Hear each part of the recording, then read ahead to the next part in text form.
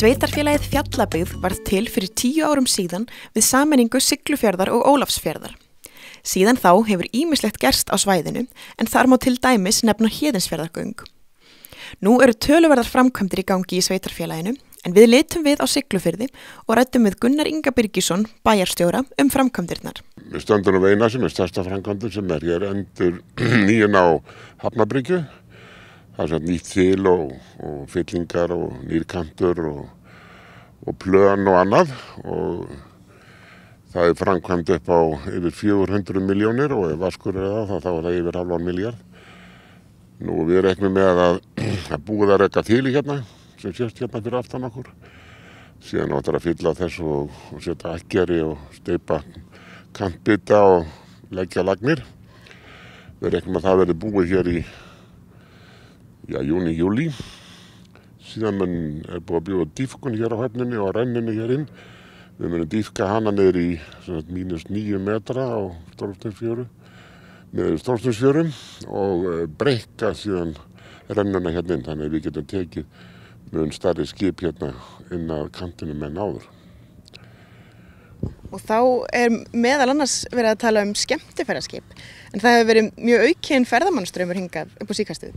Jú, það meðal annars gert í þeim tilgangi. Þessi kantur hér 160 metrar og svo erum við kant hér vestur af sem tæpir 60. Þannig að það verður nóg pláss hér eftir þetta. Við getum tekið stærri skip, skemmtiferðaskip og síðan ný togari hér hjá rammanum sem koma í desember sem hvorki meira en minna en 83 metra langur. Þannig hann þarf sitt pláss og gamla bryggja var ónýtt, hún var að hrynja fram. Það þil var rekið hérna niður 1957 og var sundurauðgað og hékk bara uppi á Líuneila. En það eru nú fleiri framkvæmdir í gangi við leikskóla og annað? Jú, við erum að byggja við leikskóla Siglufjarðarmegin.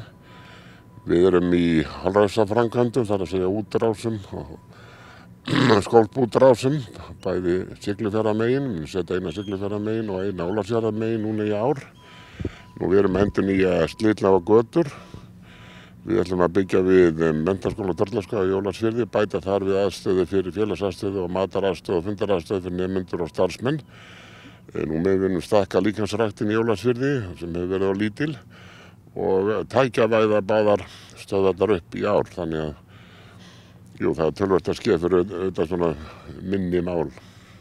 Við munum líka hér endurbyggja tjaldsvæðið okkar, færa það á miðbænum og hér á Vesturtangan. Við endurbyggðum tjaldsvæðið Ólafsfirði í fyrra. Við munum ganga frá því alveg í sumar og reiknum með að tjaldsvæðið hérna Siglufjarðarmegin verði klárt í júní á næsta ári.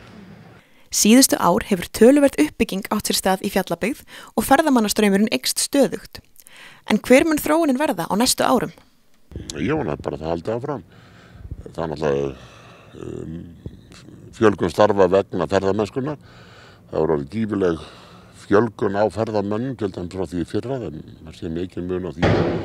Nú það hér verið að byggja upp líftæknifyrirtæki Genís sem núna í dag einhverja 15 starfsmenn hér og verður framtíðinni mun fleiri. Og með þessu öllu, ásamt náttúrulega sjávarútveginu hér og fiskvinnslu og þjónustustörfum, þá munu störf hér í Fjallabyggð, fjölga, held ég verulega á næsta árum og þar með náttúrulega íbúum.